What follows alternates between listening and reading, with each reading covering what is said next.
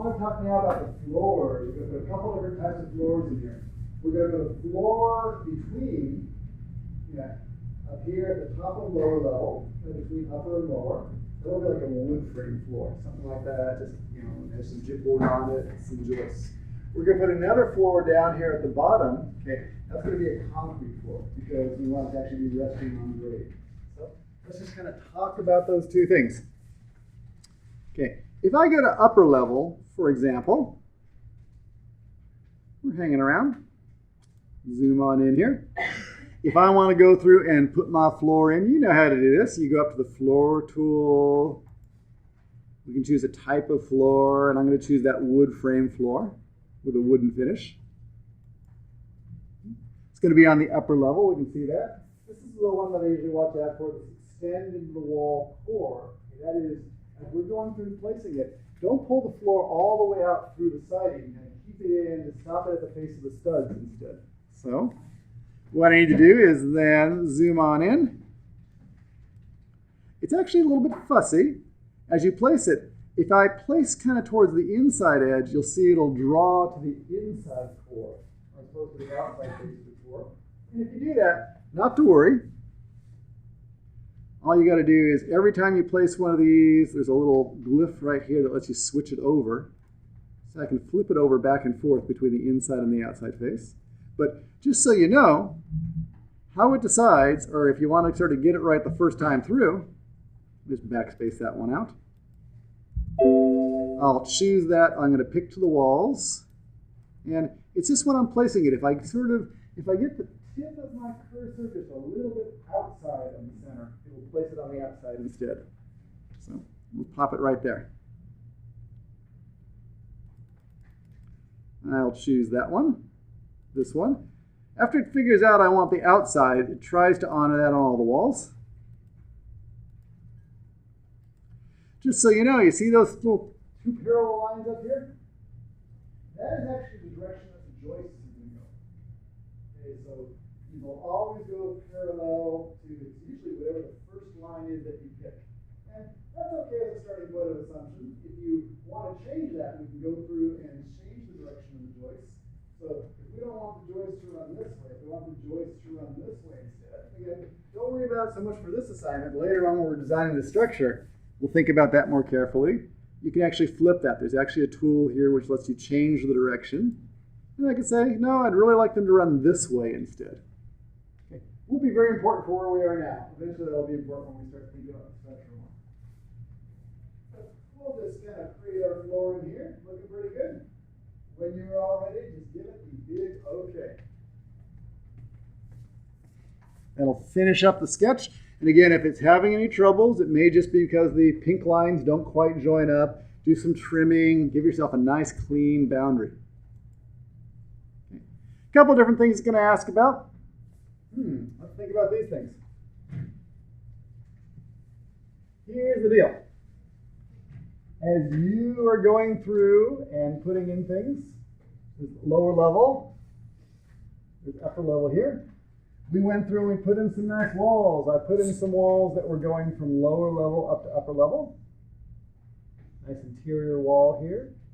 Nice exterior wall over there. And then I copied them up and I put them up here too.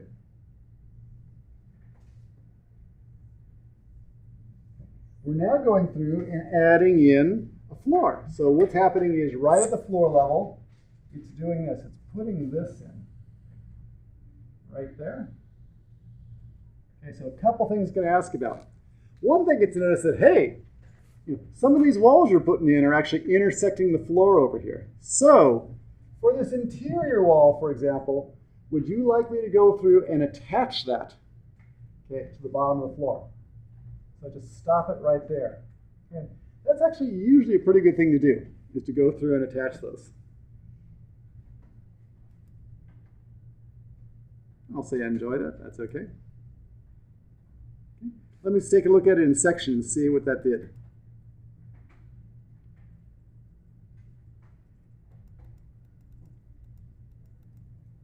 Actually, let me even kind of pop it back out here so you can sort of get the idea. Let me undo it.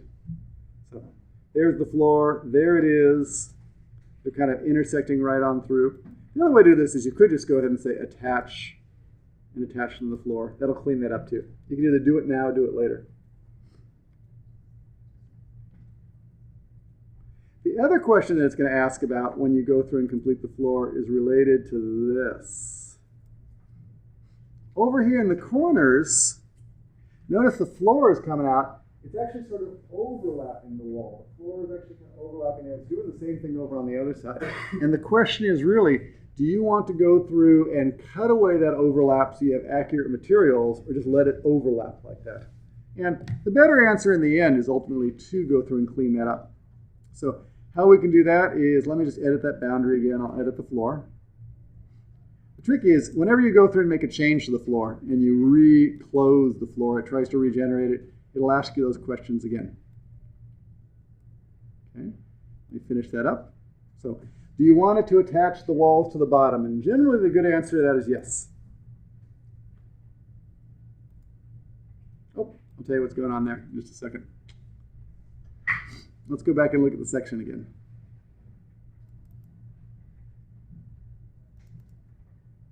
So, they're looking pretty good. That's actually pretty good for a construction detail. This is looking a little messy over here. Let's talk about what's going on there. What happened was not only did it join the interior walls, it actually kind of cut this wall off too. So it cut that exterior wall off, and that's why it's stopping here at the bottom of the floor. Now, a lot of ways you can handle modeling this, but ultimately, what we really want to have happen is we want to have really the siding and the exterior finishes of the upper floor wrap around that floor. We want them to all be continuous and wrap around. So a couple of ways to do that. If we're attaching, then what we end up having to do is basically lower the outside surface over the floor. Just kind of wrap it around. That's actually the way we'd actually construct it. But let me kind of show you what I mean. Okay. This floor over here actually has a thickness. We don't think about it very much, but it really does. Based on the structure, it's about 10 3/4 inches. So we know that's about 10 3/4 inches big. If I want to have the upper floor's finishes wrap around, what I can do is this. Choose that upper floor wall and go through and not just leave it at 0, but give it something called a base offset. Drop the upper floor's edge so that it actually matches that same 10 3/4 inches. So I'll make it -0, 10 3/4,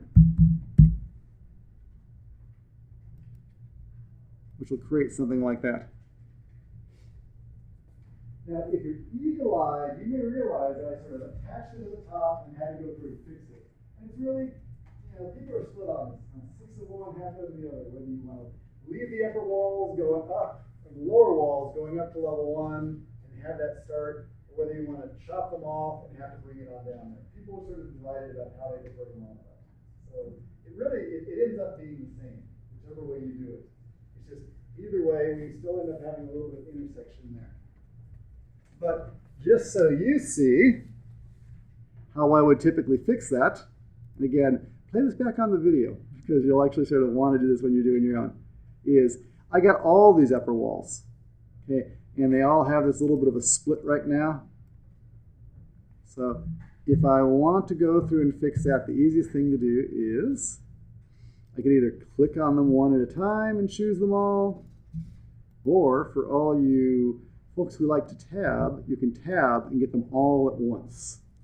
Okay, and then I can just put that same base offset into all of them.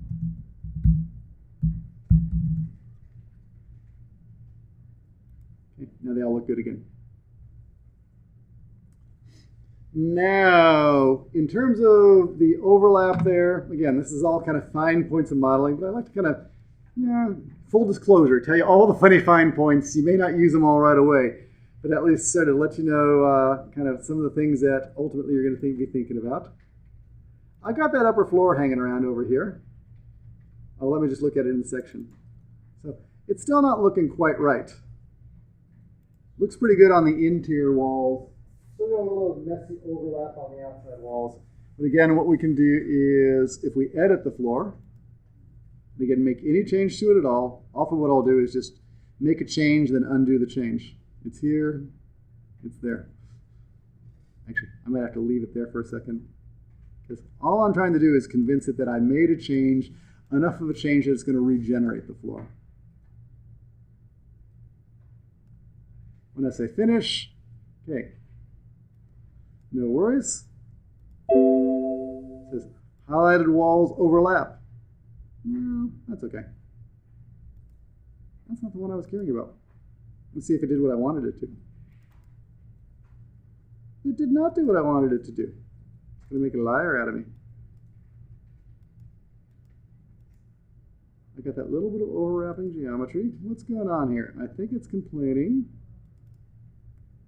I think it's because of the way I have the, hang on, the concrete floor on the other side.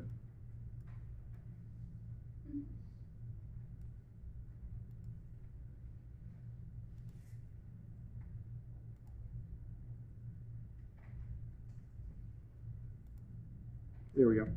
That's the question I want you to ultimately see. Is that the floor and the roof overlaps, okay, are overlapping. Do you want to cut the overlapping volume out of the walls? That's what you want to do. Because what that'll do is, in the section, you'll go through and clean that up. So you actually have a pretty accurate construction detail. Same thing over there. We got the floor joist coming over, the concrete coming up to it, the wall overlapping it. That's actually a really good looking detail. A little bit of line to this, and that's going to be a construction detail. That's close enough to really how it's actually going to be modeled. Okay, so that's all you have to worry about in terms of floors. The big thing with floors is generally go through, and if it asks, do you want to attach the walls to the bottom? Yes, it's a pretty good answer. If it says your overlapping volumes, do you want to cut that volume out of the wall? Again, yes is usually a pretty good answer. Let's start with that. Okay, so floors, wooden floors, those aren't too bad. We know how to handle wooden floors. The other thing I want to show you, though, is this issue down at the bottom. Looking great for my basement bedrooms, except for the fact that my hill is kind of running through the middle of the house, and that's not looking too good. And if I go through and put a floor on that lower level, you'd think that it would fix things, but it doesn't quite. Let me show you. You go down to the lower level. I'm going to put some nice concrete slab down there. I'm going to say, let's put a floor in here. And I'll choose that nice concrete floor. Pick my walls. Everything should be nice and fun. Looking pretty good. I'll finish that on up. Go back over here. And you'll see, concrete's where it needs to be, but it didn't actually go through and cut out the earth. Okay, so you need something a little more high power than this floor. Floors are actually great. Floors do pretty much what they want to, but they don't have this notion of either kind of cutting away earth or filling earth. If you have a floor that's floating above the earth, it's not going to fill it in. If you have a floor that's going under the earth, it's not going to cut it away. Okay? So there is an ever so closely related concept to a floor called a building pad, okay, which does have those attributes. So if you need to sort of do a little bit of earthwork, you can use a building pad. Okay, has everything you love out of floors, plus the ability to kind of either cut away or add in as it needs to. Okay, so let's show you where that is. Okay, normal floors, don't have to worry about the earth, super. Do them under the architecture. If you need a building pad, they actually live under massing site, because it's kind of a site concept.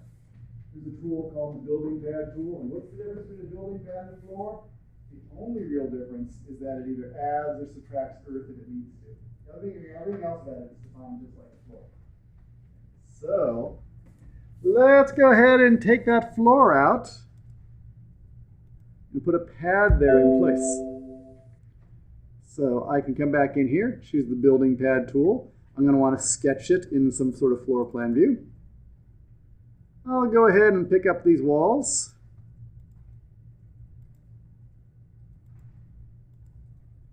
Just go clicking on the outsides.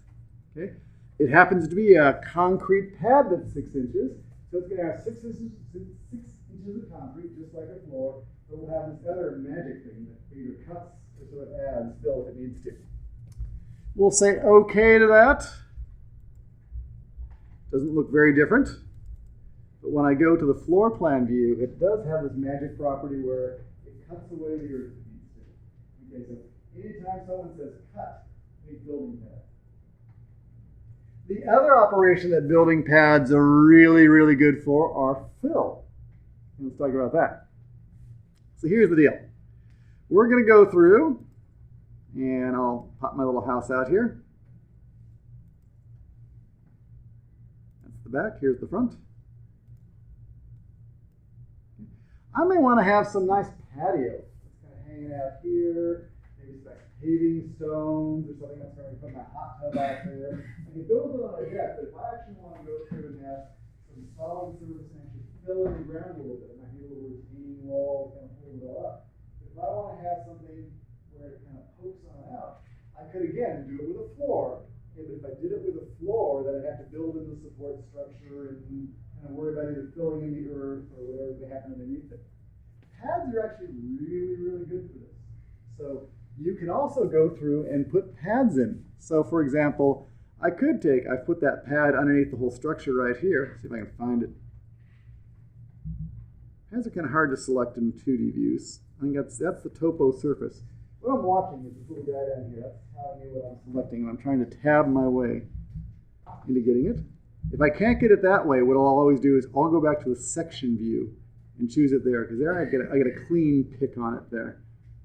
And I can say edit its boundary.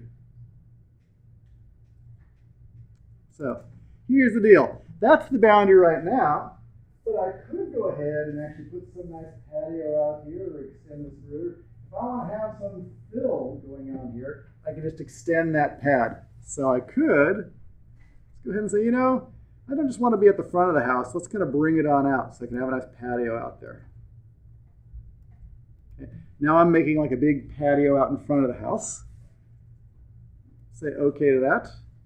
Doesn't look very different here, but if I go to 3D, okay, I now have that pad running outside, and the cool thing about the pad is, you see what it did down there? It actually filled in. Okay, so pads and floors, very, very closely related. Big differences. Pads have this neat attribute of cutting away earth and filling in it. Okay, so floors when you need them, between floors. Go ahead and use pads when you're actually trying to do something with your in good shape. Okay, so in terms of where we are, okay, we have talked about the walls and the floors, and we talked about building pads and what they're useful for. The next thing we're going to get to today, and we'll probably finish up today, is really with the notion of stairs. Because stairs, it turns out, they're a complicated thing. There's a lot going on with stairs. So they're hard architecturally. They're actually pretty easy to model. But the architectural side is where it gets a little bit interesting. So let me just kind of talk about stairs. And we just need some way to get from that lower floor up to the upper floor. Give you the little bit you need to know about stairs to get going. So here's the deal with stairs. I got an upper floor. I got some sort of lower floor. There is some floor-to-floor height in here. Floor to floor. And that floor to floor height for us is about 10 feet, because that's what we set up the model to be. So we got about 120 inches I'm going to take care of. Okay. I want to basically have a way to get across those 120 inches, and there are actually some rules that apply by the building code that you have to watch out for. So we're going to go ahead and create some sort of stair. And here are the rules that you have to worry about. Okay, these little guys down here, those are called treads, the flat pieces. These little vertical pieces, those are called risers. And here's what you have to worry about. It turns out that it's really dictated by the risers more than anything, because here's what you have to watch out for. Risers, based on the building code here in the US, can be no more than 8 inches. Some people actually limit it to 7 inches, but they can be up to 8 inches residentially. Okay? And they also have to be equal. Okay, so you're not allowed to have something that's 6 inches, 6 inches, 4 inches. People will trip on that. And that's why stairs are so hard, is that it's really easy to create stairs that people trip and fall all the time, and you have to be really, really precise to make sure that doesn't happen. So no greater than 8 inches. That's like, if you ever tried walking up an escalator, they're actually taller than 8 inches, and that's why you trip on it if you try climbing up an escalator, because it's just not the natural rhythm. If they're unequal, what will happen is either halfway up or halfway down. It's almost up, you trip. Down is what's the other weird thing. You step down some stairs and you expect to land, but you don't land for another 2 inches, and it just really throws your whole sense of balance off. So stairs are really sort of difficult. But you basically need to sort of take that 120 inches and you're going to divide it into as many even increments as you can, less than 8 inches. Okay, so the number of risers will just be determined by trying to stay below that. What we tend to do is try to make them as tall as possible, but still stay below the limit. There is a relationship between the risers and the treads that you need to know about. And it's based on this notion of how your hip works and your knee and as you're strutting along. So you're walking on down the street and you have some sort of rhythm to this. And actually, how I swing my leg and actually how one of you swing your leg, it's amazingly similar. It's kind of weird because I may be taller than you, but the relationship between how we actually kind of roll that foot around, it's sort of constant. They sort of figured this out. If I thought about the biomechanics, I'd understand why this is. But the relationship is this. 2 times the riser plus the tread should be around 26 inches. That sounds kind of weird. Let's talk about it. We studied this. Okay, so if you're in a house, you're kind of hanging around in a house, and you're doing some sort of residential stair. If this is about 8 inches tall right here, that's the riser. 2 times the riser plus the tread should be about 26. So to make this natural so you're not going to fall, that should be about 10 inches. Okay. Now, in a lot of houses, we don't actually have 8-inch stairs. We'll make them around 7, 7.25. 8 inches is actually kind of steep. Some people don't feel very comfortable with it. So if I instead had a stair that was about, let's say 7.25, something like that, 2 times that, so that's about 14.5. Okay, plus the tread. What do I need in there? I need 11, I need 11.5, something like that. Usually ends up being around 11 inches. On the other end, and watch this when you go walking out of Y2E2 tonight. Okay, if you're outside a building, okay, these would be considered very, very steep. Outside the building, we tend to have stairs that are, like 5 inches tall or 4 inches tall. And what happens is, again, if you have a 5-inch stair, 2 times the riser plus the tread, this is going to end up being like 15 or 16 inches deep. Okay? So there's a rhythm to it, and there's a certain proportion in there. It's really just based on how you're swinging. So if it's really steep, it can't be very deep. If it's really flat, it has to be very deep. Otherwise, you're going to end up tripping on it all the time. So just as you're walking around, start noticing the stairs. You'll see there's a big difference between kind of a natural, a little bit steep. This is more for an outside application. Okay, so if you can sort of handle that notion, you got the logistics of really how you need to sort of think about stairs. Let's think about how it's actually implemented in a building model. So I'm going to just go to the lower level, and we'll start thinking about stairs. Okay, stairs are an architectural element. So we can go grab some stairs. There's a couple ways to do it. I'm going to use just stairs by component. That's a little bit easier to do as a starting point. Choose that. And we will talk about what you can do. Okay. It all starts with the notion of really what the base and what the top is. So lower level to upper level, you can set that to be whatever you want. Maybe put an offset in there if you need. But it figures out 10 feet, that's 120 inches. Okay, that's its basis. It's starting with 120 inches. Based on that, it's going to figure out how many risers it's going to recommend. By default, Revit assumes 7 inches, okay, which isn't necessarily right. You can change that rule, but we'll go with 7 inches for now. Okay. And based on 7 inches, it's saying, the biggest I can actually make that is about 16 or 6 and a little bit less, so a little bit less than 7. That'll require 18 risers. Now, in general, we try to minimize the number of risers because that makes, the more there are, the longer the stair is. It takes up more space in the building. So 18 risers is okay. 18 risers would be 6 and all of 7 inches. If I decided instead I wanted that to be 19 risers instead, no worries. Apply that, 20 risers. It'll shrink it. It'll just keep on shrinking the actual riser height down because you just got to add up to 120. That's all it really cares about. On the other end, if I take it on down to 18, that's still cool, just under 7 inches. If I take it one step further down to 17, whoop, okay, the actual riser height is going to be bigger than what you told me the maximum allowable is. It's greater than 7 inches, so I'm not going to let you do that right now. Now, it turns out the issue of the maximum riser height, that's just a property. So if we want to have 8-inch stairs, we just need to change that property. It's a type property of the stairs. And somewhere in here, you'll actually find, where did it go?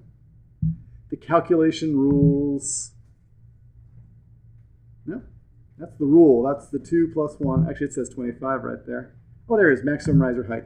So if you want to say that you want to have 8-inch stairs, we just need to change that property. I'll just make it 8. But by default, it's 7. Okay, since I now have 8, it's going to allow me that. In fact, I might even get down to 16. Okay, that's 7.5. So just, you have your own rules for your own conditions. Once you've set that up, not too much else to think about. We got the width of the stairs. Stairs by default need to be 3 feet wide. Any narrower than that kind of gets really squishy. Okay. They don't actually need to get much wider than that. Like if you actually, how wide do you think the stairs are in the Y2A2 building? Like as you go walking up the second floor. Most people overestimate it drastically. It's only about 4.5 feet. Go look at it when you go walking upstairs. That's probably enough for us to pass each other. Okay. Yeah, by the time something's 7 or 8 feet, you got the grand staircase at the Paris Opera House. You don't need that necessarily. So it's kind of 3, 4, 4.5 is actually a pretty grand staircase. You don't really need much wider. But 3 is the minimum for residential. Okay. We're going to basically draw this stair by putting something in called the run line. And the run line is, we have the choice, but it's typically just the center line of the stairs. If you're just going to go draw a line right up the center of the stairs, indicating how the stairs are going to run, you can leave it set to that. But you could go ahead and draw it by like one of the boundaries. I usually just do it by the center. We have a couple of different ways of doing runs. We could have straight runs, we could have circular runs, arc runs, we could have runs that have winders, we could have all sorts of different things. Let's start with straight. That's kind of the easiest. And what happens is if I choose the straight run tool, I say I want to put a stair in here, and I'll just start dragging on out. And let me even zoom on in a little so you can sort of see this better.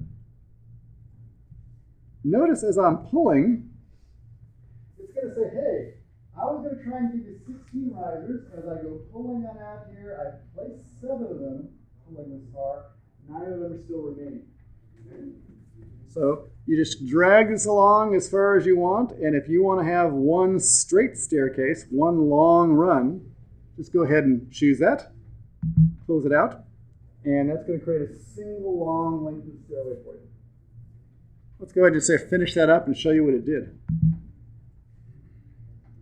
Okay, so it's got a staircase in there.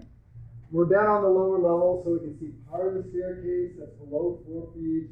This part that's dashed is the part that's above 4 feet. That's why it's kind of showing up with these old dashed lines. If I take a look at that in 3D, let's just take a look at it. Oh, let me sort of hide some of these things so you can actually see what I'm up to. And I'll hide that wall there, or that floor too. See if I can zoom on in there. Maybe orbit that around a little bit. Okay. It actually creates a pretty complex object. It creates basically railings on either side. It creates risers. It creates treads. Just a single line actually does a whole lot of work for us. And now as you're working, you can change these things really easily. Things like that railing are just considered a type. So if you don't want the vertical pickets, you want to put like a pipe railing in there. Let me kind of orbit that a little bit so you can sort of see better. It's really easy to go through and change those things. Maybe I'll put a pipe railing in here. This kind of looks more like us here in Y2E2. A little more modern. You can change the actual properties of the stair itself too. Like right now, it's called a closed stair. You can't sort of see the ends of the stair treads. It's closed in. It also has a closed riser, so you can't sort of see through them. But you can change those. If I choose the stair, it's got some properties. Open on one side, open on 2 sides. This is an open stair. Okay. Okay, so it just doesn't have the little end caps that are kind of hiding it. Let me show you one that has open risers. Okay, so in this one, you see it actually has that hole between the stairs. You can see through that. But the good news is you basically lay the stair out once, and then we just set up some rules to define what is supposed to happen on every tread, what's supposed to happen on every riser. It'll just do it for you. So, you lay it out once, and after that, it all becomes an issue of properties. Now, straight stairs are kind of cool. Just kind of that straight run's okay sometimes, but sometimes you want something a little more adventurous.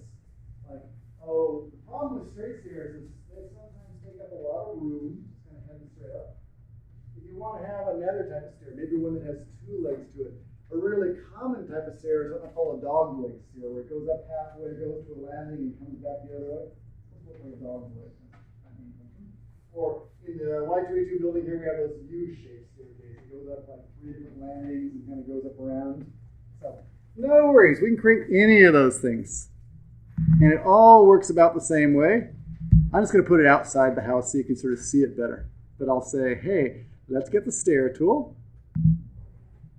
Still upper to lower. That part looks good.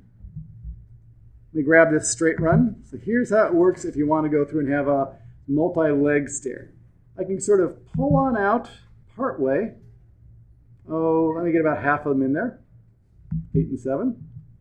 I am now ready to draw the next leg of the staircase. And here's how you do that. Okay.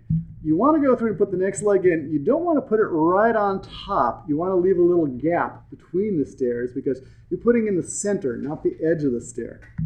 So if I pull it back this way, notice it actually fills in a little bit of the landing. It tries to be really smart about this. So you can kind of create a two-legged stair doing something like that. You come back over there. That's kind of more of what a two-legged stair looks like. Again, if you want to create a three-legged stair, I think you know what I'm going to do. So I'll go back to that lower level. I'll create a stair using straight runs, and I'll just go part way. And again, leave myself a little gap.